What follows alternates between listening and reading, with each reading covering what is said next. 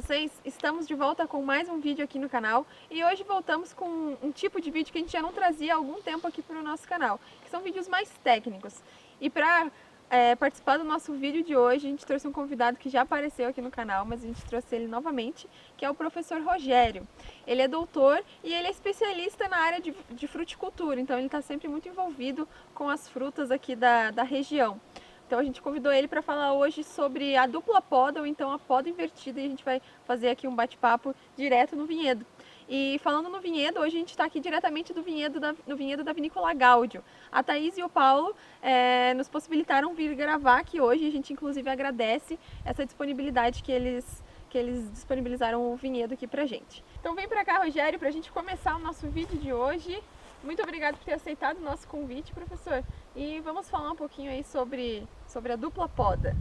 Muito obrigado, Milena. Uma satisfação estar aqui de volta no canal Aprendi com Vinho para falar de um tema bem interessante que não é comum aqui na nossa região, mas para os seguidores do canal é muito interessante conhecer um pouco mais da técnica de dupla poda. Então, falando na dupla poda, ou então a poda invertida, Rogério, você poderia explicar para a gente o que é essa técnica e como ela surgiu? Essa técnica ela surgiu em Minas Gerais, né? Através de uma pesquisa da IPAMIG, um pesquisador Murilo Regina, então foi o pioneiro, que que bolou essa estratégia de dupla poda. Então, na verdade, são duas podas, né? Que é feito na videira.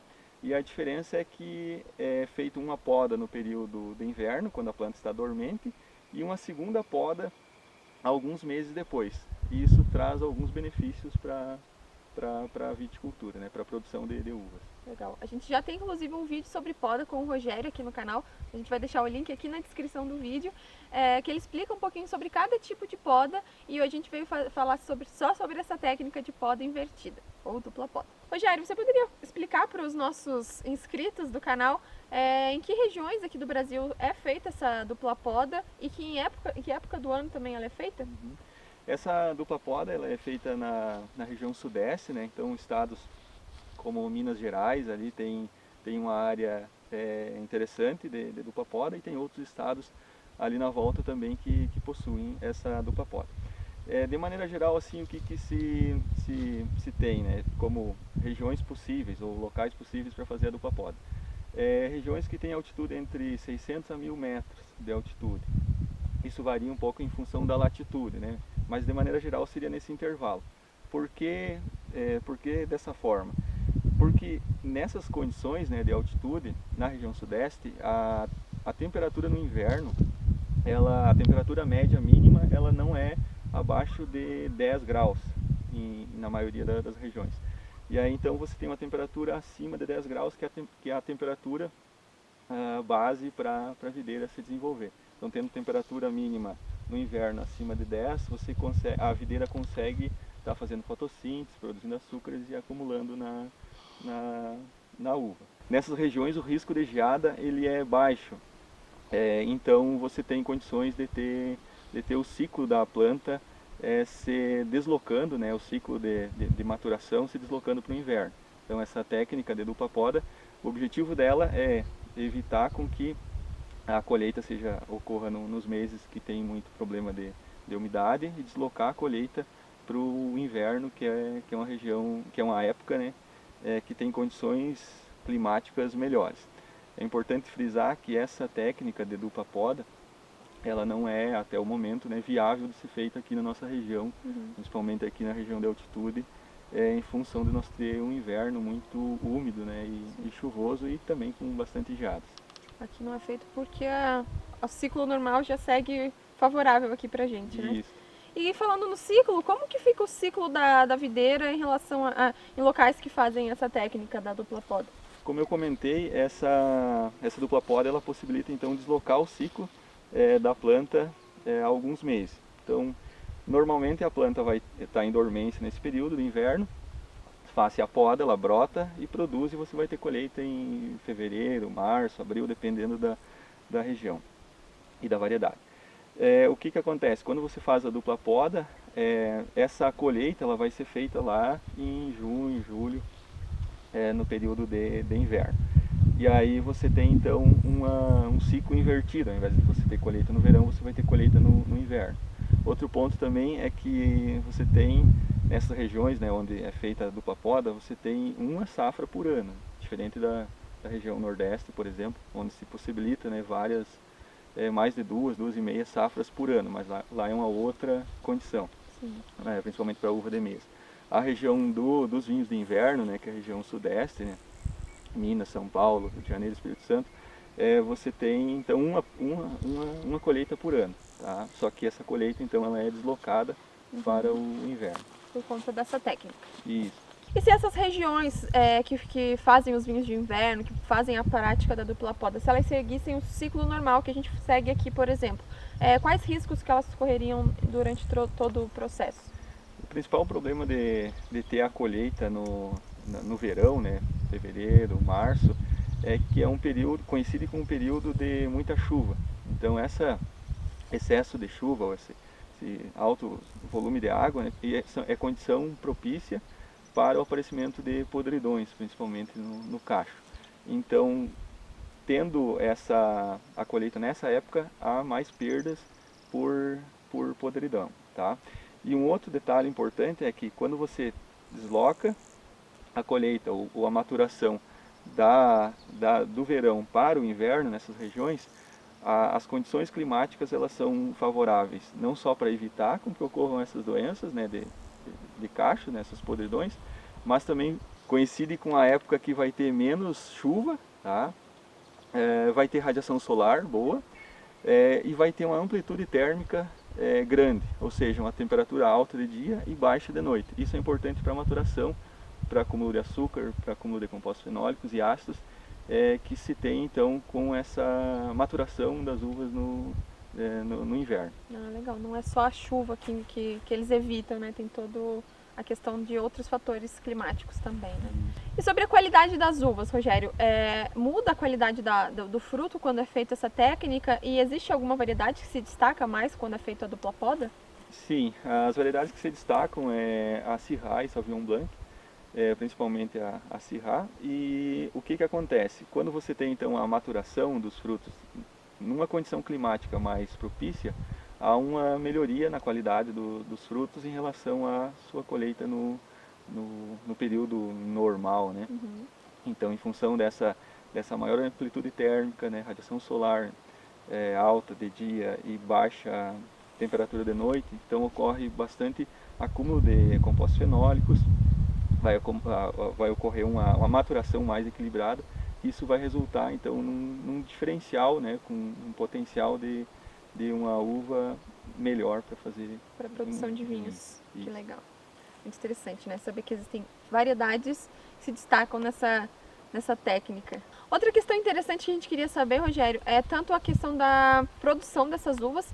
Tu poderia dizer para a gente se aumenta ou diminui a produção de uvas quando é utilizada essa técnica da dupla poda, e também em relação ao vinho. A gente sabe que a tua experiência é no campo, mas você sabe alguma informação se o vinho elaborado com essas uvas que utilizam a dupla poda, se eles vêm diferentes, se eles têm alguma característica diferente de vinhos de ciclos normais, ou é tudo igual?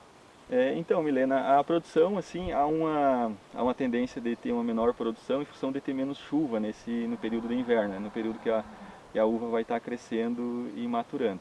Então, tem essa tendência, entretanto, tem alguns trabalhos que mostram que a produção é igual, às vezes maior, no inverno comparado com o verão, tá?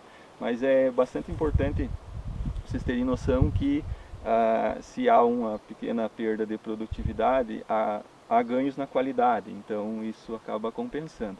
E sim, há um diferencial nesses vinhos, né, produzidos nessas regiões, né, por meio da dupla poda, né, que é a colheita de inverno, porque são típicos, né, dessa condição de maturação que não tem no Brasil, em outros locais, e em função dela amadurecer melhor, ela acumula bastante açúcar, então tem um potencial de teor alcoólico bem mais alto, altíssimo, então tem um potencial de guarda desses vinhos maiores, além de ter então um acúmulo bom de ácidos e compostos fenólicos que isso dá esse diferencial na qualidade. Legal, esses vinhos dessas regiões têm as suas identidades, então. Isso. Legal, muito interessante.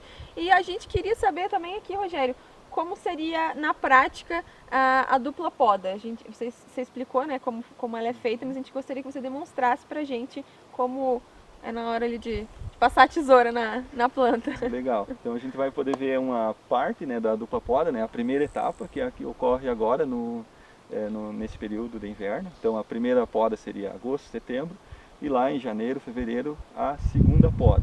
Então nós vamos demonstrar aqui, vamos fazer a poda nesse vinhedo, então é de Cabernet Sauvignon, que está conduzido em cordão esporonado, e aí vamos demonstrar aqui como é que faz a poda, e aí vamos na sequência explicar o que deve ser feito então depois do ramo brotar e continuar crescendo, até chegar no momento de fazer a segunda poda e aí completar o ciclo nesse sistema.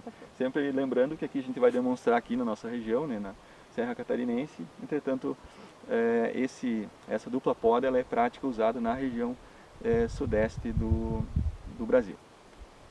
Bora lá! Então pessoal, é sempre importante quando a gente vai fazer uma poda, né, lembrar de alguns princípios da poda. A gente faz uma renovação, então é retirada toda a estrutura velha que produziu no ciclo anterior e feito então uma renovação, tá? Então no caso da videira a gente retira praticamente toda a estrutura que produziu na safra anterior para que ela brote, né, e renove toda a parte do dossel.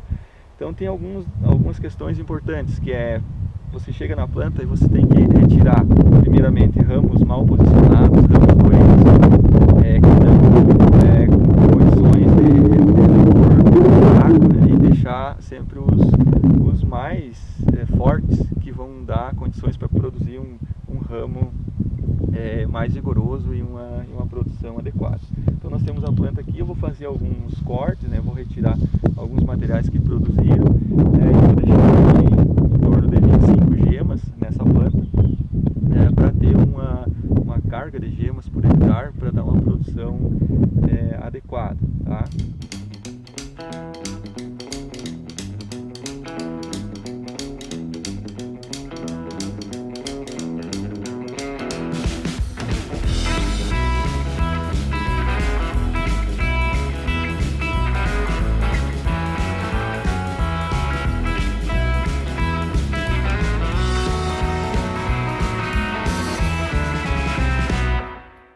Aqui pessoal, é importante vocês terem noção que aqui nós temos um esporão, nós temos a poda em cordão esporonado. É importante sempre manter a produção próxima do cordão, tá? Esse aqui é o cordão e os esporões são esses toquinhos que ficam aqui. Então nós temos que sempre ter cuidado para não, por exemplo, nesse caso aqui nós temos duas opções, né, de retirar material. Ou retirar esse daqui ou retirar esse daqui, tá? E deixar um esporão com duas gemas. No caso aqui eu estou deixando esporões com duas gemas. Se eu eliminar esse aqui e deixar o esporão aqui, eu vou estar me distanciando do meu braço produtivo. Então à medida que vai passando os anos, esse esporão ele pode ficar tão alto que vai ficar muito longe aqui do cordão. Então sempre eu tenho que priorizar por eliminar esse ramo aqui, o mais distante, e manter o esporão no broto que veio da gema mais próximo aqui do esporão antigo. Outro detalhe, sempre a gente elimina material seco, tá, que ficou do outro ano, e opta então por esses esporões aí mais próximos do braço produtivo.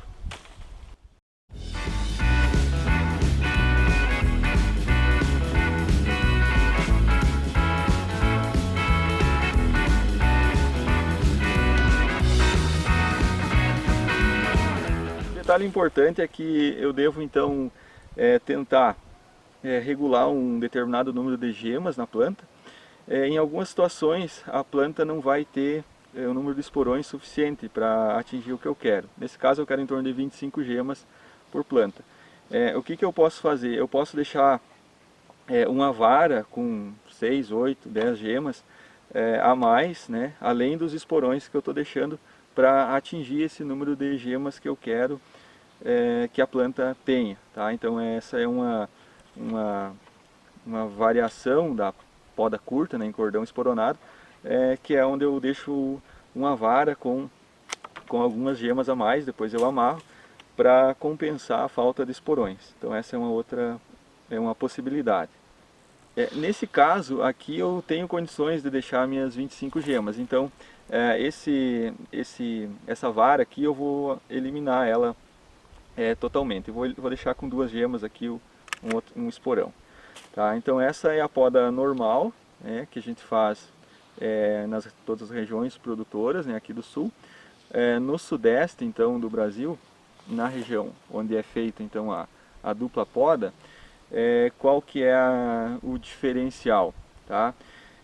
Em cada gema dessas aqui vai vir 2 brotos, então você vai selecionar e deixar 2 brotos que vão crescer agora na primavera, verão, e vão produzir, tá? Na dupla poda, o que é feito? Quando esses brotos aqui brotarem, ele vai vir folha e flor, inflorescência, né? Aí o que se faz? Se retira as inflorescências desse primeiro broto, né? Esse ramo vai crescer, faz uma leve desfolha na base, para esse ramo vir crescendo. Ele vai crescer então até janeiro, e nessa época ali é feita uma segunda poda. Aí se faz uma poda nesse ramo que vai estar crescendo nesse ciclo vegetativo. E aí, a partir desse ramo que vai ser podado, as gemas então vão brotar novamente, porque ainda vai ter condição, né, climática para a planta seguir seu ciclo. Ela vai brotar e aí vai vir a safra. Então seria uma poda agora, uma poda de preparo, né, e uma poda lá em janeiro para ter a produção, seria uma poda de produção. E aí das gemas que brotarem, aí elas vão dar os cachos e maturar e dar a colheita lá no inverno. Então esse é o diferencial da dupla poda em relação à poda normal que a gente faz aqui na região sul. Tá? Um detalhe que vale para todos os tipos de poda é com relação ao cuidado com os cortes. Tá? Nessa planta aqui eu só fiz cortes de pequeno diâmetro, né, em torno de 1 centímetro ou menor. Se eu faço cortes muito grandes, como esse exemplo aqui de cortes no ciclo anterior, né, cortes grandes, é importante eu fazer uma proteção desse corte, né, com a tinta plástica, com fungicida ou com a pasta bordaleza, para evitar que fungos de tronco eles entrem e acabem matando a planta ao longo do tempo. Tá? E outro detalhe é a esterilização da tesoura. Então o ideal é que a cada planta eu passe um álcool 70 na tesoura ou algum outro meio saneante, né, para evitar com que, se eu tenho essa planta contaminada aqui, que eu contamine as demais do vinhedo.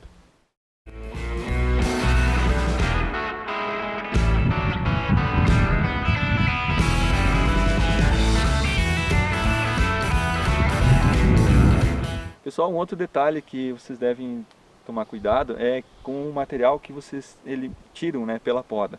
Tá? Esse material seco aqui vocês devem eliminar ele, tirar do vinhedo, tá? Queimar, fazer alguma coisa para não deixar ele aqui. Por quê? Porque esse material aqui ele tem esporo de fungos que vão proporcionar o aparecimento, né, facilitar o aparecimento de doenças nos ramos que vão crescer, que vão brotar agora a partir de daqui uns dias, né, da primavera. Então é bastante importante fazer essa eliminação desse material. Mais uma dica importante aí na questão de poda. Então vale para todos os tipos de poda, certo?